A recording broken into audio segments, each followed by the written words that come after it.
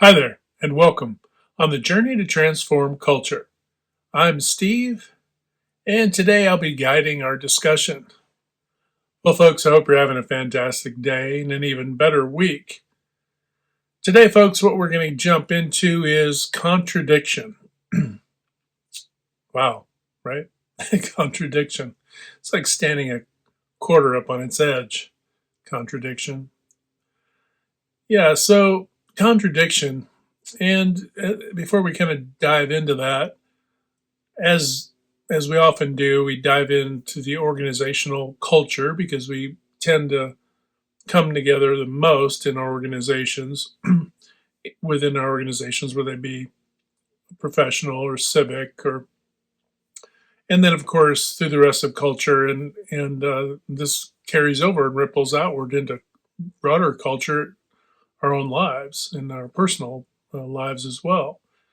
So when we're thinking about these topics, we also have to kind of see them, and through your mind's eye, you need to be able to see uh, these concepts and how they ripple and they play themselves out within your own personal, professional, and the broader cultural dynamic. So, all right. So, contradiction.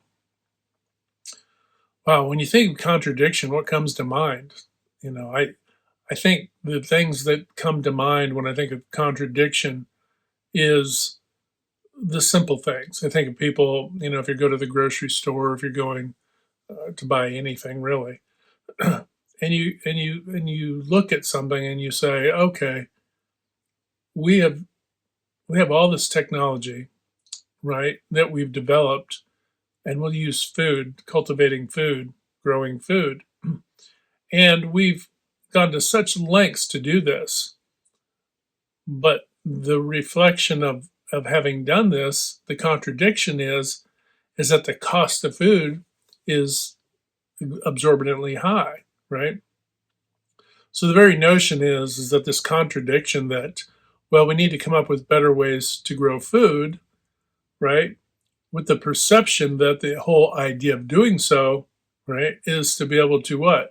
Provide affordable, affordable uh, sustenance for people, right? But is it? Is really the driver? Well, if we do this, we make, you know, a whole lot of money, and I'm not knocking making money, make money. But what's the goal? What's the actual purpose? Because if the purpose isn't to provide, healthy, safe, cost effectively produced food, for example, then this is where the contradiction comes in. You're in conflict with the goal, and if it's not the goal, then as consumers we have to reevaluate the products and the services, right? So I'm just started to jump in with food. I mean, obviously, we can go through any industry and see where this plays itself out. Where people, let's say you buy a particular food item, and you've bought this particular food item, and you really, it's good for you, uh, it was cost effective, etc. And let's say it's something that's a mainstay in your home. But over time, the price of this gets to such extent that you can no longer really afford it. Or you can afford it, but it becomes a luxury item now. What once was just literally not a must have has now become a luxury item. And now we have to question what, what do I really need these luxury, items? I'll give you an example. And this is just me. I'm not, pushing this by any stretch, but I can't, it's been forever since I've gone through fast food. And there was a time decades ago when I went through fast food way too often, always busy on the go from here to there and everywhere in between. And I don't mean like the worst fast food necessarily, just the drive-through, right? Anywhere, pick one. I'm a sucker for the Taco Bell. But and it doesn't mean that I wouldn't ever go to one again. But when the prices basically doubled and tripled with inside of a decade, I mean, come on, folks, right? It's kind of ridiculous.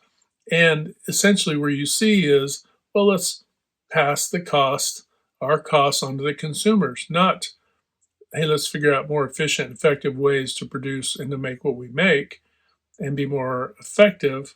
It is literally just to pass the cost on to consumers. Partly, you see, and I'm not picking out Taco Bell, I'm just saying in general, the general philosophy is going for that quick cash grab from the consumers. Well, I need to just get it all I can right now from the consumers. And you saw this as we came out of pandemic, is that you saw how prices were inflated and so on and so forth. Look, most of the sectors took a hit the year after that, right? But the year after that, we got nailed with such inflation, it was ridiculous. But the year after that turned into, well, nobody's complaining. We'll just leave these prices where they're at. And it was the same thing after Y2K. Y2K gas was, depending on where you were, it was anywhere between 88 cents and slightly over a buck. And oh, well, Y2K's coming, Y2K's coming. Oh my gosh, oh my gosh. Y2K had no impact, zero impact, literally. And yet they raised the gas prices to over $1.60 a gallon immediately. Now, we look back at that and say, wow, wouldn't we love to have that back? Yeah.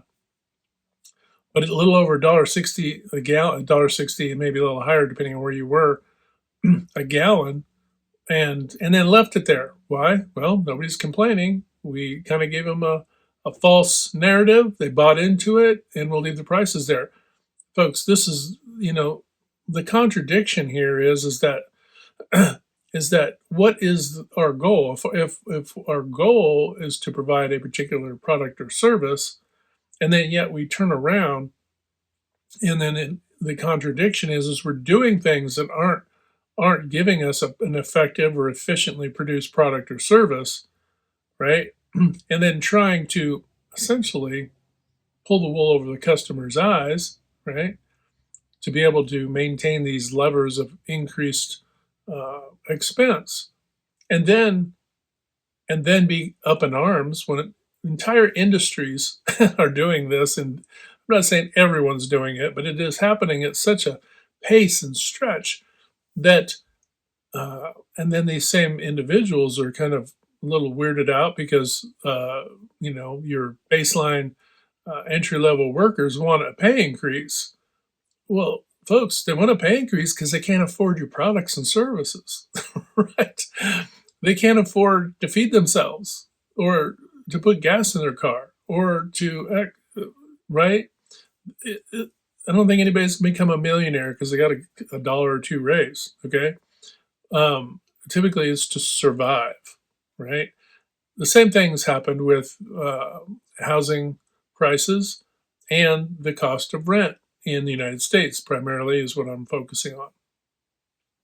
Same thing occurred, and it becomes this loop, right? So you have these increased costs, people wanting more pay so they could survive, and then you see this reflex to where the sectors that control all these divisions that own rentals far and wide, buying up all the homes that people had to sell because they lost their jobs and so on and so forth after the pandemic or during it. And so what they do? Oh, well, we're going to double and triple rent, right? And you just keep with this perpetual loop, right, folks? We're in a contradiction. We're in a contradiction about what's important, to all of us as humans. I think that we can find a balance, but yet we don't ever really dive into or push back on, hey, what's going on here, right? And what are we getting for what we're paying? Vehicle costs, right? Go price a new truck, right? Not that you need a new truck, but just look at new prices of trucks, for example, versus trucks 15 years ago, okay? And now the auto industry is fairly efficient. Yet we've seen costs of, say, trucks double right? Double. Why? I mean, virtually, for virtually no reason, right? If you've added a few features, great, you've added a few features. But by and large, it's just a quick cash grab, folks. And we have to look, to be able to sustain our culture, we can't be in contradiction. Now I'm talking about industries now, right? But we can also look at ourselves individually and and apply the same logic, right? Think of health, right? We sadly have to pay a lot for health care, and of course, because of high insurance costs and all of that, what we're missing is that what are my habits, right? What are my habits if I dive into it now to live a better life? Uh, Say to go for a walk or a run or whatever your mode of fitness is, to go do those things as a preventative measure. So what? You don't have to go to the doctor as much, right? To brush your teeth, so you don't have to go to the dentist as often, blah, blah, blah, all the things, right? To get better rest. So why? So you're not making mistakes and you're not unsafe, right? So you're driving down the road, you're not nodding off, right? So all of these things, taking self care, your physiology, right? Taking time to, when you do have a day off, to rest instead of trying to pack 5 days of of things into that time off, that you absolutely continue to fall further and farther behind uh, in how you feel and your focus and your temperament and behavior, right? And then on the behavior side of the house, we want to control. We want to have safe communities and all of that. What does that mean? Well, ultimately, for you to have perfectly safe communities, what does that ultimately mean? People's behavior has to be at least respectful, right? Respectful of everyone else's life and so on. Yet, all of the things we're doing, industry wise, health wise, right? All these things don't lend themselves to that modality. They are not expressing those are not expressions of respect, right? And so it's just like Maslow's hierarchy of needs. And if you start at the bottom, you're talking about your base fundamental, right? So you need food and shelter and so on. And as you start to go up Maslow's hierarchy of needs, you get to, ultimately you get to affiliation, right? You're connected to people within your community and so on, until you get to the top of where self-actualization is at. And if you go back in time, it is true that probably self-actualization was not on the minds of those just trying to survive. So all of these things lend themselves to what? Keeping you from actually being self-actualized. What does that mean? Well, you don't really ever figure out who you are, what your passions are in life, where your creativity lies, because those are the things that are actually going to get you. Those insights and revelations are actually going to fuel you toward contributing in culture in the best possible way ever, because you're never going to feel like you're working when you're doing something that you're passionate about, right? Now, not every job out there is a passion project, right? So it just is what it is. But if you're connecting with people where you work, that fulfills a certain amount of that connectivity, that affiliation, right? So there is something that comes from that. There is a growth. There is teamwork actually does produce dopamine, right? Just like eating chocolate or drinking something sweet or uh, having something good happen to you, and the dopamine is released into your system. The same thing happens when you connect with your team members, when you find breakthroughs, when you find when you collaborate to find innovative breakthroughs, actually, and you get a dopamine hit from that, and what ends up happening is, why do you think you keep showing up, even sometimes to jobs where the work is grinding or grueling? you're doing that because you connect with the people who are there. And at some level, that is more of a driver for you than actually the work that you're doing. Now, I'm not touting that that's probably the best thing, but I am saying that obviously both should be in alignment, right? But hey, if you're trying to survive, you're trying to survive. If connection is there, then you're winning, right? Because from the connection, you can make any work environment or how and what you do there at work. You can you have a palette to create some really amazing, uh, results.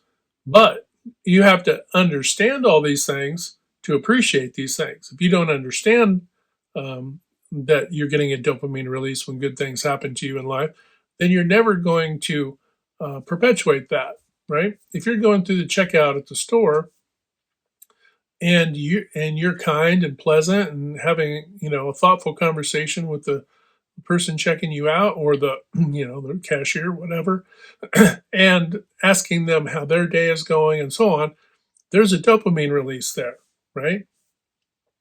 And the interesting thing is, and this is where contradiction comes in, is we want to get that dopamine release, but we don't necessarily want to do the things. People aren't really moved often to do the things that are going to give other people a dopamine release. To say, hey, how was your day? To say, um, hey, I really appreciate what you did. To show appreciation, a little enthusiasm, right? A little levity, a little comedy, a little, jovialness, and so forth. So we can control that dopamine for ourselves and our attitude, right? To talk about behavior, but we can also have a positive effect on others. But we have to want to do that, and we have to be able to see that this is occurring, and that you have control over this. That this is a manifestation that you can bring about. You don't have to be given the keys to the kingdom to do this, right? Go to the store. Go to any store and interact with the staff there in any way. Have them help you find a product, whatever it is, right? And ask them, hey, how's your day going? Oh, it's going pretty good, and you have light conversation and you're building, there's a dopamine release there, folks, when we connect with other humans, right? And but the contradiction is that we want to be walled off. We want to be, and it kind of, you can take that into a personal life too. And you can say, there are people out there who are looking for love in their life, right? But they're not necessarily willing to give love, right? They're not necessarily wanting to give time and attention and to have reciprocal relationships. They are maybe looking for security. They're looking for uh, clout chasing and all these sorts of things, but they're not necessarily uh, uh, have a sight on loving another human being or falling in love, right? If we're going to talk about the love factor here, right?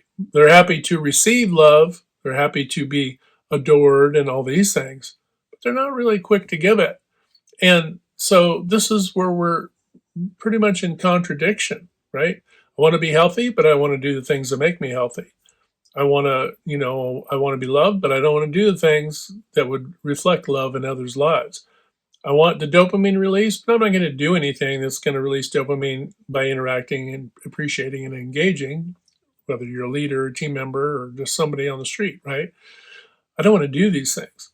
I want to be taken care of, but I don't want to take care of anyone, right?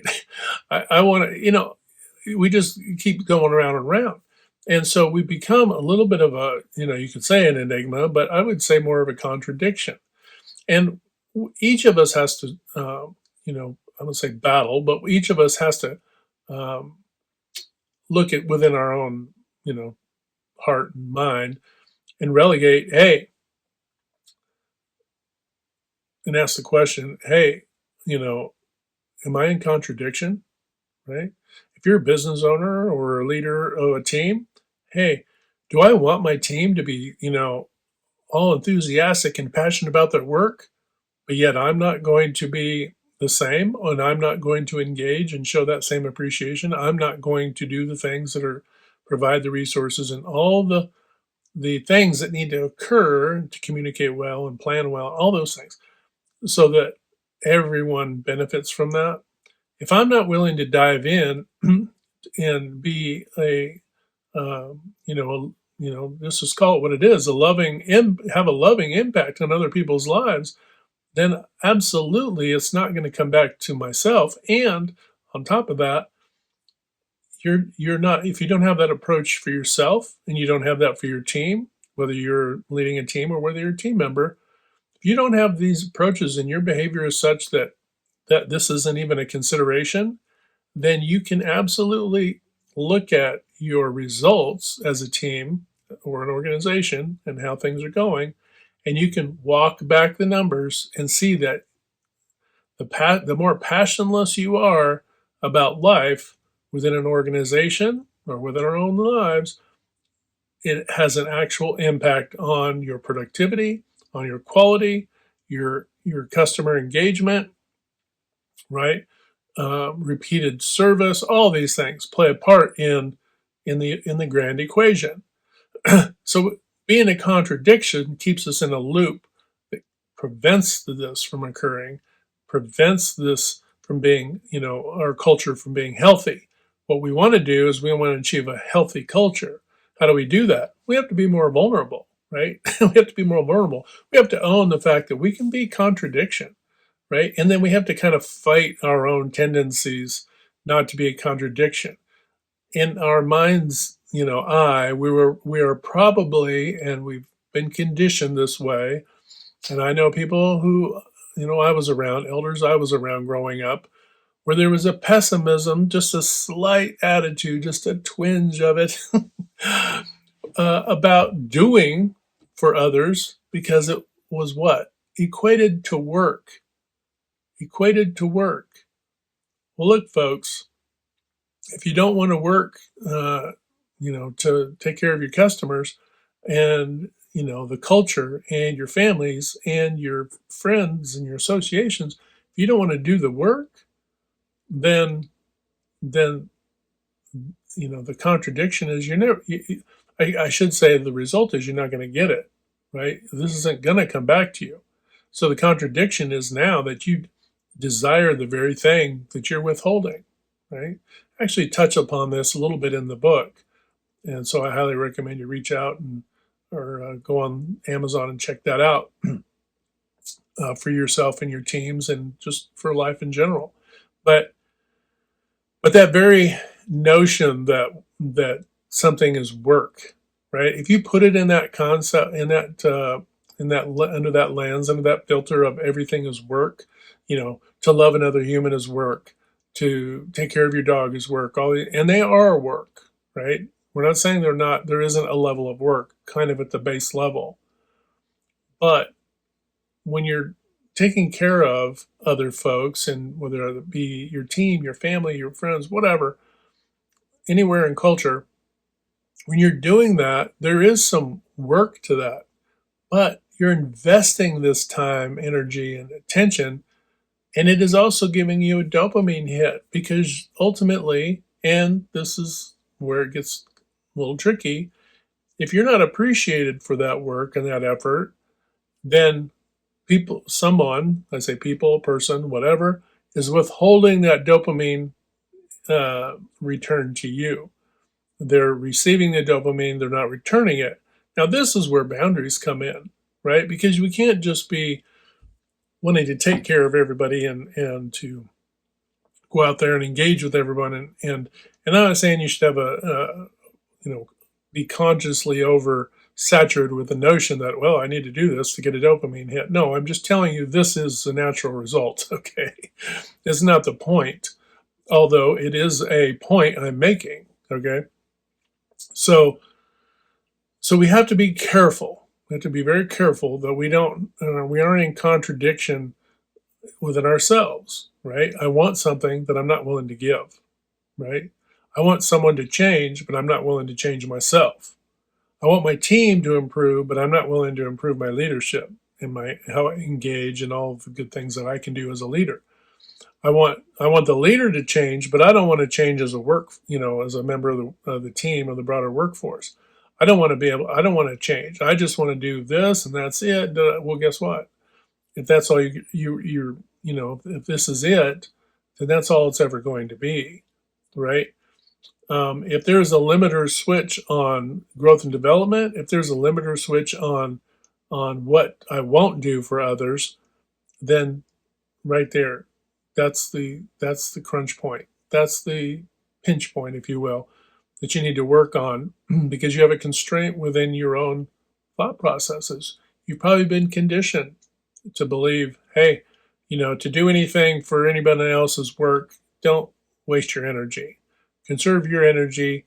And now I would say, again, I come back to, be guarded with boundaries with those who are just takers, right? Those people are just taking what you're giving, right? They're not in a reciprocal flow. That's one thing. But not to do it because you assume that's going to be the case or that it's not worth showing that. No, I believe that investing that time, attention, and so forth, and resources toward folks is a demonstrative endeavor. And that demonstrative endeavor, I believe, will help to quell us from becoming a contradiction, right? Because if I'm willing to, give, then I'm willing to receive, right? And you're stating that by your giving attention, being open, inviting, being vulnerable, being, loving and kind, and all those things. And then doing so, you're inviting that in, right? And you're showing others that, hey, it's okay to do this, and it's not. And while there may be the thinnest amount of work involved in that, really work, you have to resolve to identify your conditioning. So because you may have a pessimistic or negative attitude, that's affecting your behavior toward others that way. We all do this. You start to see where everything in our lives start to improve and thrive and grow. So, and that should be the healthy point of all of this, is to recognize that even though industries and all of this, that there's definitely a contradiction in in what they actually want versus what they're, what they provide. We can also be the same way as human beings. We can, as individuals and teams, we can also be a contradiction as well, right? So we just need to be aware of this. This is more of an awareness about contradiction, and to be aware not to fall into the trap of contradiction. All right, folks, don't want this video to go too long. Hope you're having a fantastic day. Remember to hit that good green domino 3 to 5 times a day or more to uplift, motivate, inspire, just encourage one another. What you'll find is the more that we do this, the more that you'll start to see transformation occur. And then that transformation also impacts our own lives as well. And remember, we can't transform anything on the outside if not willing to transform on the inside. All right, folks, have a fantastic day. Hit like, share, and subscribe. And until next time, we'll talk to you later.